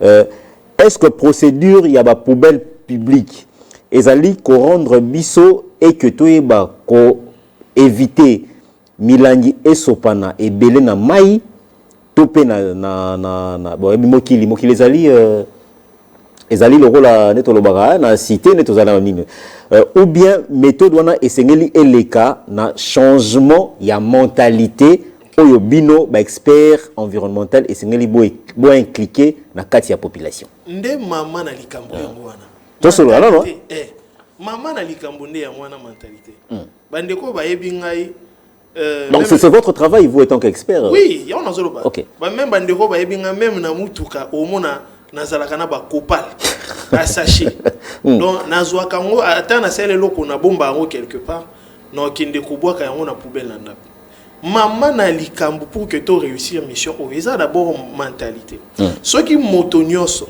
na moto na ye a comme na mentalité moko o eza saine ayebi bitumba etumba oyo ya ko rendre milieu na biso propre ezaka etumba ya bulamatérité eza etumba ya biso nyoso nazui sachet na nga na le na bombi na poche na loki place poubelle publique ezali na tie mais problème mususu o nazo ko insister tant nazo répéter système les systèmes doivent fonctionner poubelle publique ba otia après mon etondi quels sont les mécanismes d'adaptation o ezali mis en place pour que aussitôt etondi aussitôt engin ayé et ramasser yango et qui nango qui sont censés Roland Lango c'est vous ils ont hôtel de ville ils ont la compétence na OK biso tozo ko informer tozo beta c'était na changement de mentalité pourquoi ceux qui mentalité est comme assaini on résout les problèmes à 80%. Imagine mutu nyonso a boire que sous ba kopal lanzelate eza na place moko o ba kinde ko stocker yango on va résoudre les problèmes bien que ezala totalement mais une grande partie du problème sera résolu mais ce qui problème est comme irrésolu tant on va collecter ba matière wana nyonso e kinde wap Il y a un azoloba qui est important, ces alliés makasi, tous un système. C'est un plan de Frank. Baya kate to lamuki na tongo bon. To on dirige pas yako bamba bamba. Mais nous avons l'impression de dire gestion, il y a vu les gens yako bamba bamba. L'autre lamuki bon. Et l'autre moi ça la mer à Tokyo Zimbabwe. Bon, pourquoi même tant que tu as makama ba inondation, mboula na bandité. C'est là qu'il faut commencer. Mais biso to là, mboula tant ba to dinda, allez, ba commission c'est créé mais ça donne l'impression que tu es dirigé par accident. Or, gouverner c'est prévoir. Nous devons prévenir. Il y a un système. Il faut système. La commission est de façon systématique qui réfléchissent autour des questions, qui apportent des solutions durables. Et non, tous les gens nous disent salemi à les commissions moko se créer chaîne à dépenses et bimi avec on surtout les kakaï salemi. Le problème n'a pas à ce niveau.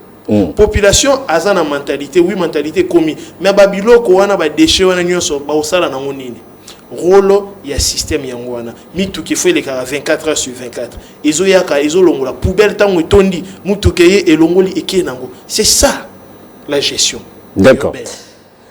On vous a accusé, hein, dans Tigana Lobana, non, un message Nazwaki, bah accusé qui au balobi, mais Lucien Mosengo pe, obi sope maïle leki, commissaire Moutou, kolobaloba, oui bien bon, yo Moutou nanga Tigana Lobana, mais balobi yo confirma que loko moura loba qui non, par une question d'un de nos téléspectateurs qui nous suivent de temps en temps, alors Yabi donc vous confirmez que tous nos eaux sont affectés par cette épidémie toxique.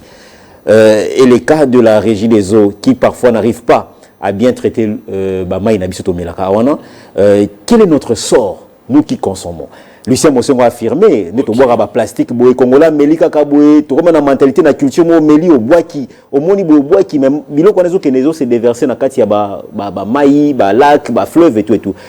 Yo lobi awa, maï on est commis déjà toxique, bimela mela ba congolais. OK. Merci beaucoup pour la question madame Ndeko. Alanda qui le gars qui au Vandaga. Vous avez s'agité au côté de la polémique hein pour tout ça les faut te répondre. OK. Tant que tu lobela système. Régie des autres on ça la captage. À cause ça la captage na bambo comme sous ezalaka na ba 4 degrés. Qu'au traité il y a le pré-traitement, il y a le traitement. Je vous épargne d'autres détails. Mais tant que régie des eaux a traité maïnaé, il y a ce qu'on appelle le transport des eaux. Si est l'eau à la station en régie des eaux, si est comme en akatsa banda ku beta ya batio, la tuyauterie en régie des eaux. Batio est en étanine. Batio oza kino nga pe na za kino. Yendem tozoloba. Ngana tuni question yo ande kwa tuni awa yango na tuni. L'observation voilà, koloba teke no yo za kino ngala za makamona ta. Biso balé toza kino tambolaka. Au monde a battu à régie des eaux. Mais dans un degré à dossier au thé. Dans un observation par rapport à la tuyauterie à régie des eaux. Au monde a quand même. Au monde a soké. Pourquoi ça ngala makamona te yo pesa e yano na mutuna ndeko. Mais tozo sunga bande. Mais pourquoi ça va te ndeko na ngai. OK. Problème ça, maïe cause à la traiter na ndenge za traiter wana. Ezo les canaba tuyau nini. Certains tuyaux qui présentent un état de vétusté énorme. Misusu barouille. O ezali ko comporter ba risque ya ba métaux lourds. Le problème, parfois, la contamination s'opère au niveau du transport. Or, bande comme Soussou, on utiliser des tuyaux en polyéthylène pour éviter la corrosion. Mais les tuyauteries, on a des quartiers, on a des mais tant que vous la main à bongo, vous vous attendez à quoi? Voilà. Donc, vous confirmez que c'est vrai que nos eaux sont polluées déjà par une épidémie avant qu'on finisse par là? Na confirmé té. Na lobi science est tambola bongo té. Ata ezali bongo, nde to mona ke risque et on a lobi la risque potentiel. Parce que nous avons des résultats sur place. Parce que nous avons régi des entreprises publiques. Si vous pouvez baser na mutu na bango na ba esenga ba prouver mambozo loba. Est-ce que vous avez des données aux olobila on va coller au procès? Il y a un olobila risque potentiel. OK. Na risque potentiel mutako contredire ngazate. Parce que bisono soto tambola tout le monde habita ya batio, habita ya batio ya ba pompe ndema ezobima. Et créer batou il y a des batteries dedans, batou bazo ba mode de ventre. Il y a un moment même yo mo de ko frank na mai nanda kuna yo o melama ya régie des eaux. Voilà. Lucien Mosengo. Voilà, on vous encourage quand même. En tout cas, désolé parce que, regarde, il y a des gens qui écrivent au même moment, tout ça, l'émission, Batubazoti dans les sous naba message, n'habite Lucien Mosengo, tu se départager n'engenini. Hein? N'habite sur tu la n'engenini. Benjamin Louye, les Toluka. Comment on peut organiser tant soit peu bon on a aussi un mbela pas bakonzi nangai Benjamin Louyele Azali Mokonzi Bazali vraiment baïke Gontra Bunga comment faire même une émission un plateau spécial à 2 volets hein tout ça là on va module mi balai Lucien Mosengo soit tout ça li liboso a sali ba exposé il y a mi balai tout ça là on téléphone ouvert au fond le téléphone et vous allez spécialement qu'il parle sur les réactions parce que là regardez les gens écrivent au même moment qu'il parle il répond à des questions au bino boloba qui nanga kino et les kebele on m'a accusé que nous avons linga kopé ça est tenté batu balobi wa babi olobi saka e muke monsieur balobi ba mituna to tunaka o pesa biso bien noté. Il y a vraiment beaucoup de plaintes. En tout cas, je lance cet appel à nos autorités de KMC Télévision. Il y a une intelligence qui est devant vous. Elohim, s'il te plaît. Voilà, Lucien Mosengo est là. Une intelligence tout fait. Nazali ko flatter binote men ndeko azali mayele ya ko sanate culture ya ko assainir milieu na biso.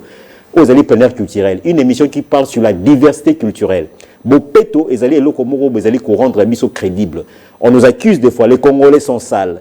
On dit des fois Kinshasa la ville la plus sale du monde. Ça fait la honte. Mais cela n'est pas aussi vrai. Parce qu'il y a des gens qui donnent l'intelligence et il y a aussi des Congolais qui suivent les directives. Il y a Bato Amael et Oz Bazali Kopé Samakamuna Bango. Voilà, Lucien Mosengo. On va finir par là. En tout cas, je pense que j'ai lancé cet appel en direct. Ils vont prendre des mesures pour que tout mécanisme qu'on décante situation au tala. Au moins, message est au kotakaka. Mais un message par rapport à tout ce que nous allons parler ou tout ce que nous pouvons dire dans cette émission, mais au sein des on a moukoussé. Pe batu bazali ko benga biso tongo midi pourquoi ezana batu balobi ke babenga kayo oyamba téléphone te batu balobi awa balobi babengi yo oyambi téléphone te na ebite musala makambo ezali ko empêcher yo mais so mo t'appelle mutu numéro koni rappeler ça la moi bien batu bazali ko loba pe minyawa mais pesa ka numéro de téléphone pour ceux là qui veulent avoir de détails élaborés ou encore des conseils aussi sur l'assainissement, leur culture de mode de vie et tout et consort. Basalano Nini, vous allez expert en matière environnementale. Caméra Zaliwana, tout bon succès émission. Ok, merci beaucoup. Bon, tout le monde numéro. Il n'y a pas de souci. Bandeko, vous allez contacter Bisson Angela et Singa. C'est les 082 13 17 890. Dans le bon 082 13 17 890. Na beaucoup c'est na koyi kolobani lelo etumba ya bobiki na biso na espace na biso ezali bongo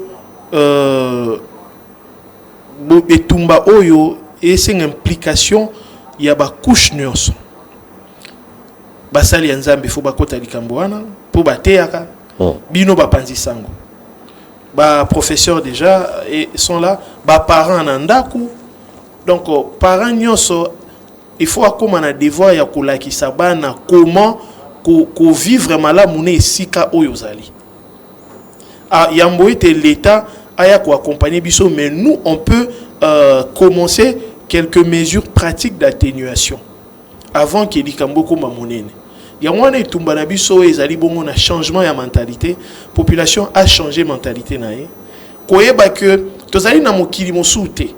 Il y a l'urgence actuelle de sauver la planète. Bah action na biso l'équipe tellement mabé to baby ça partout. Place biso batu to vandaka to baby si. To ki na sa mabele to baby si. To baby ça partout. To ki likolo to baby si. To longa na likolo to ki na bazamba to baby si. To longa na bazamba to ki na mai to baby si to zo baby sa bisika nyonso. Or nature ye azongisa kama makambo oyo basala kae. Ce qui est baby bois qui salité, boton d'ici, ozong c'est la bino inondation. Ozong c'est la bino ba maladie. Oh banda kwiki. Oh baba. Oh botumbi bazamba, ozong c'est la bino moi. Ozong c'est la bino moi. Donc lo ronyo sama bino bosala et ozong ça. Ce que bosali malamu ozong ça malamu. Ya ngonde mbela na biso ezali dans ce sens-là. Donc ndeko nyonso azali na rôle ya ko apporter contribution na pour que milieu nabiso ezala malam. D'accord. Voilà, merci beaucoup. Voilà, Lucien Mosengo, on a fini. Hein. Merci à monsieur Humberto Kandé qui nous a écrit, il vous félicite également. Sur l'obité, mais il vous félicite. Merci également aussi à Madame Jeannette Kazira, elle nous regarde depuis Goma. Voilà, elle a aimé quand même Goma. Depuis Goma, voilà, Madame Jeannette. Madame Jeannette. Voilà, Kazira Topesi Mbote, Azolanda Bisso. Merci également aussi à mon frère Christian Fanzou qui nous regarde depuis Mongafula, précisément depuis l'arrêt commune.